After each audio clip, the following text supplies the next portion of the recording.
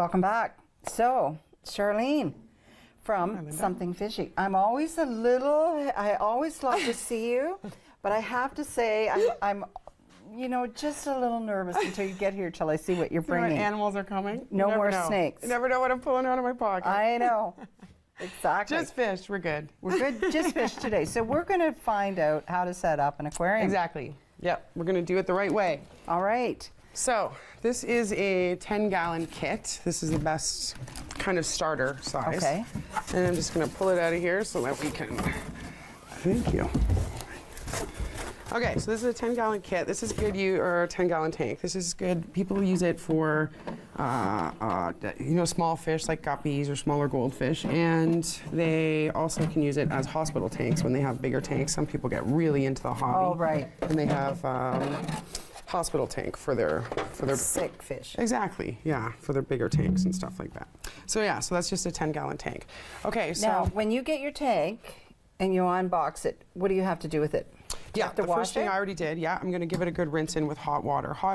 Even chlorinated water is great because chlorine, to an extent, helps kill a lot of the bacteria. So hot water, but I don't ever use detergents of any type, especially not bleach and things like that, but no detergents. If you have, you're pulling out an aquarium from, say, the back garage that's been there forever, and it's got hard water stains on it, things like that. Vinegar works well for that too, but yeah, never any detergent of any type. All right. So the first step is you want some pretty gravel. You can pick any colors you want to. I have given this a good rinsing with water when I buy it, just to make sure, get the dust out and things like that. Okay. I'm gonna put it in the aquarium here.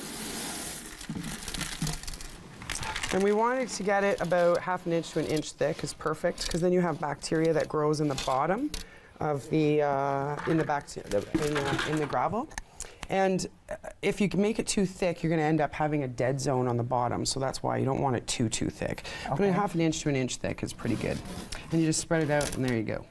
Okay. And then you can add some decorations. We got some decorations over there. Do you want me to pass Sure, these? Sure. You can put them anywhere you want to. There's a nice little castle, making it pretty. The log. Now, you can use live plants too, depending on what you have in here for animals or fish. Some fish eat the plants, so you want to be careful. Goldfish definitely eat plants. Can you put too much in there? Well, I mean, it depends how many fish you're putting in there. You can always go overboard, yeah, I guess. Some people, I tend to you don't go see a the little fish overboard anymore because they disappear and everything. There are too many hiding spots. But some hiding spots is good, that's for sure. They want to be able to have a territory. In fish world, it's all about territory, so each fish has its own territory in your aquarium, believe it or not. And they each need a territory. And so what I've done here is I've created one territory, a nice territory there, and there's a territory within the castle and things like that. Okay. A lot of problems people have with fish death, it's because not every fish in the tank has a place to go that they can feel comfortable. So they stress out and die. So is there a scale then as to number of fish you have according to the number of... Yeah, great question. Okay. Yeah, 1 inch of fish to 1 gallon of water for fresh water is what I usually stick to. You want more room when you're dealing with salt water because obviously you're imitating the ocean.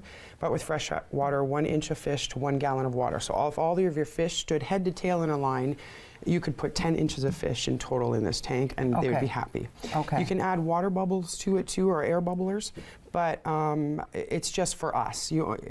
People think, oh, I need it. No, if you overstock and you have way too many fish in there, then yeah, they're going to need extra oxygen. But most of the time, the air bubbler is just for decoration for sure. So I brought some water here. So my trick is, the key is, like I said, you have bacteria that's growing in the bottom of this gravel. So I don't want to disturb the gravel at all and make a big hole. So what I do is I pour the water on top of something like you can even turn a dish upside down or on top of this rock like this. And then I'm not going to disturb the gravel. So it's good to do that when you're doing water changes and things like that too. And then you're not disturbing that really important bacteria population that's in the bottom. And then you just keep going all the way to the top. Fill her all up. Now, if you're in the city, you have chlorine to deal with. Farm water, well water is awesome, awesome water. Don't do anything to it, it's great. Okay. But city water, we have to deal with chlorine. So there's different kinds of dechlorinators you can buy at stores. Stress Coat, I love Stress Coat. Anything that's made by API is really good fish stuff. And that's going to get rid of the chlorine for you. Another way to do it is just to let the water sit out for 24 hours and chlorine dissipates after 24 hours. So yeah. now you've got a hole there. Do you have to cover that in? Oh, I did make a hole, eh? See, I didn't do that very well. Yeah, okay. And this guy fell over. Oh, no. See? We're just going to fix everything now. It's not going to... That's all right. Fine. The fish will like it. So you got your filter you're going to put on next. That's going to clean all the water for you.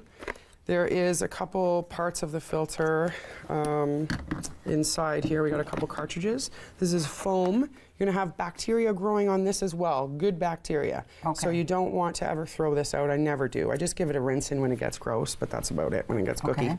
And this is your carbon. It's very important. It's killing all the chemicals and stuff in your tank. So you want to change that about once every month, even 2 months. You could stretch it to, but that you need to change once a month or once every couple months. And that's it. Fill up the filter. You want to prime it. It's just like a pump. Fill it up before you plug it in, and you're good to go. And it's going to recirculate the water. Then. Definitely, yeah. Most of these filters do the whole tank a couple times an hour, actually. And then we have a little heater if you decide to get fish that you want to have heat with. The key with the heater is to turn it on and let it, or put it in the aquarium and let it sit there for about 20 minutes. Then the thermostat sets itself, and then plug it in. So that's key with heaters, to let the thermostat set before you plug the heater in, and then you'll have more stability. Fish don't mind if it's a little colder or a little warmer than what they're used to, but they definitely don't like fluctuating. So the filter, or the heater, sorry, is going to keep your water a little bit more consistent. So is that why when you buy a fish and you bring it home in its little plastic bag, you're supposed to set it in there for a little bit Yeah, first? exactly. You're acclimating it to its water temperature. It's very important. Okay. Because I if they still remember that. From, Yeah, you know. yeah, they just don't like the changing of the temperature, that's all. They're pretty picky about changing temperature. And then you have your little hood you put on, and you're good to go. Now, I would run this for about a week before you put fish in it. Is there a light in this, in the top of this? Yep, there is. So we can, so you'll be able to see your fish. Exactly, yeah. And do they like the light on? They Or do like they us. prefer- They need their cycle for their sleeping. So yeah, make sure you shut it off at night anyway, so they can keep their cycles for Right. sleeping properly. Yeah. But I would run this for about a week before I put fish in it. That's for sure, just to build up the bacteria and things like that. Okay. And you're good to go. Never have any problems. Feed All a couple right. times a week. You're going to stay with me. We're going to talk about the types of fish to go in here and where you're located now and all Sure. that good stuff. We'll Yeah. be back with more on Great County Life.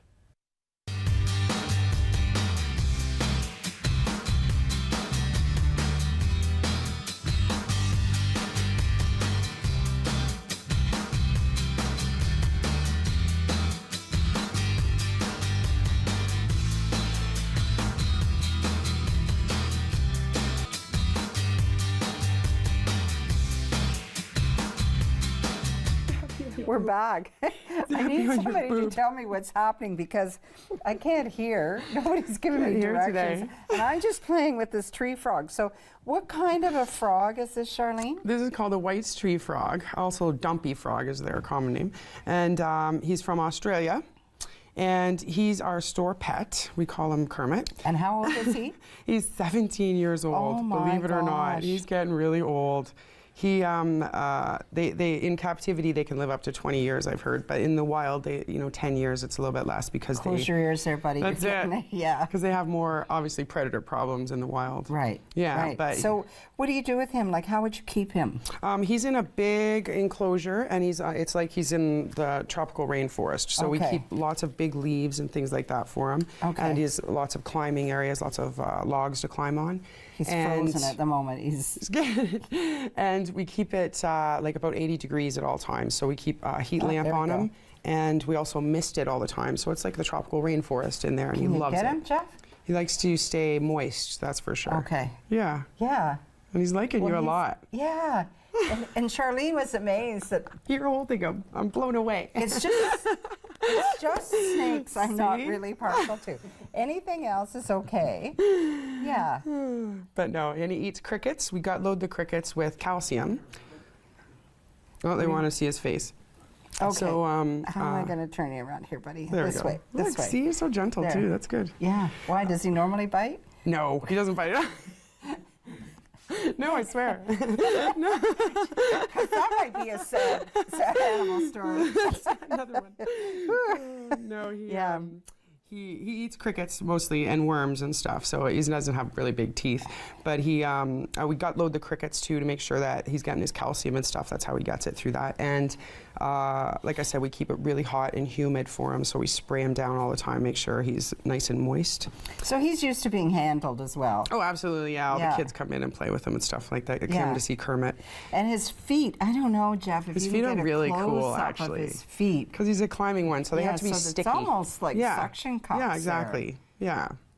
Yeah. So he's definitely getting older. It's crazy how old this guy is. Are you gray-haired now? Yeah, exactly. Yeah. Yeah. All right. He's shall we lost put all him his back friends or and he's put him- lost all his family. Aw. He's getting older. But yeah, we'll Aw, put him poor back in little his little guy. hut for now. So you have reopened your store now. I have, yeah. It's right downtown across from H&R Block. Okay, so you're down from the Frog Pond. Yeah. That block. Love the Frog Pond. Between 8th Street and 7th Street. Yes, On yes, Second right across Avenue. from H&R Block. Yep. Perfect. And 776 2nd Ave East. And I'm open Thursdays, Fridays, and Saturdays because I've built my business. I take care of aquariums in retirement homes and things like that. They were going to put some pictures up. I Oh, don't do you know if have they some did. pictures there, Dar? Show Keep in some mind, I aquariums that can't- are actually have been done, that are actually set There up. we go. That's Oh, look Summit at that one. Place. That's a beautiful tank. It's in Summit Place in town here. They have some big tinfoil barbs in there and some parrotfish that keep biting me all the time. But Oh. yeah. Anyway, they're mean. Nasty, Yeah. nasty. And that's Lee Manor, on the second floor of Lee Manor. So a lot of the retirement homes have them for sure. It's very peaceful and tranquil Well, for the yeah, residents. there's nothing, you know, a couple of offices I've gone into, dentists, doctors, whatever, have got aquariums like that. And it Yeah, just exactly. seems to calm everybody down. Exactly. As you're watching Yeah. the fish going round and round Yeah. and round. Yeah. Yeah. So they're showing the betas now. These are Siamese fighting fish, and they are. There used to be a country a long time called Siam. And Right. they used to have. They would fight to the death, believe it or not. They used to have games like that. But so you have to keep him by himself for sure. He lives in a small little mud puddle in his normal life in the wild, all by himself his whole life. He'll make a bubble That's nest. a sad story. Really? But he makes bubbles. You can Can see you this put guy him with starting. another kind of fish? Well, people try. Customers tell me they have him in a community tank, like in a small tank with guppies and things like that, and they're getting along. It depends on the fish personality, that's for sure. Every They're fish very has its own pretty. personality.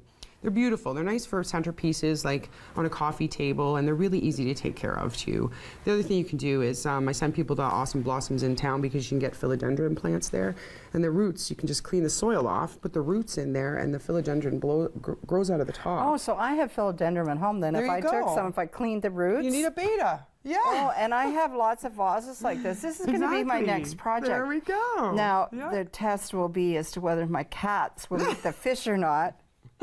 That would be the test. But you can see this guy on the top. He's starting to make some bubbles. Yeah. And it's when you know they're happy and healthy, they're making a bubble nest because he makes a nest in the wild. And then the female comes in, she lays her eggs on the bottom, and then he kicks her out. I was going to say, don't tell me he eats her or anything. Well, like- I breed my own betas, and I have to get the female out of there pretty quick, or he'll Okay. kill her. And then he raises up the eggs, puts them in his nest, and raises the babies himself. Wow. And then he kicks them out, and that's it. He never leaves his little puddle. It's pretty amazing. So we've got, this one is kind of like beautiful blues color. and Yeah. oranges Yeah. and That one's really nice. yeah, looking. he's like fluorescent. Yeah, exactly. I like that. And now, so this is another beta? Yep, this is a red one, and this is also to show you how you can have plants growing out. This is bamboo, and really, it's supposed to be really good luck for sure to have bamboo. So that's another example, and he's just gonna, like I said, eat off the roots too. So you don't even have to feed him that much if you put like I said, a philodendron or a bamboo plant in there. They tend to eat off the roots for sure. Well, I'm going to come in and see you. I'll bring in a little vase and come in and see what all Good. I need. Good, And yeah. we'll see how long they last at my place. No. There's a lady that came in the other day, and she bought a fish, and she called it Flush. And I said, you know, the fish needs to enter the life positive life. Let's be positive about this. I'm not going to start him with a horrible name. All right, so Anyway. one thing I want to talk about is, so if you have your betas and something like this, how often do you clean them?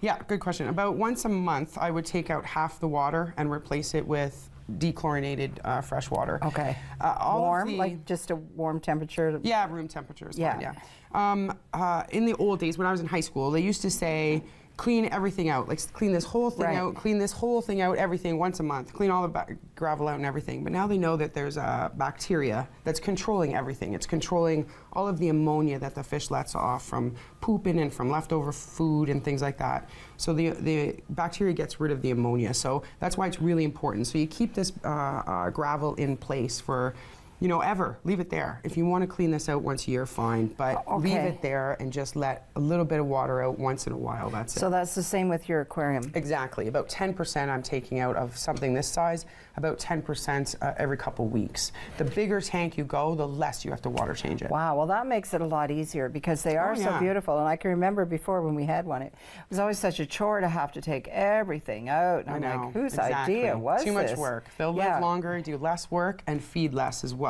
Yeah. On the back of those food packs, it says to feed them so many times a day. Just a couple times a week, 3 times a week is all they need fed. These are domesticated, captive animals. They don't need food all the time, every day. Well, like dogs. And I could tell you another sad fish story. I'll tell you after we get off. Nightmares, Linda. Look how pretty that is. Let's talk about saltwater tanks. Oh, we're out of time. And you're going to have to come back and we'll talk about saltwater tanks and some of the other things that you have down at Something Fishy. We'll be right back on Grey County Life. Thank you.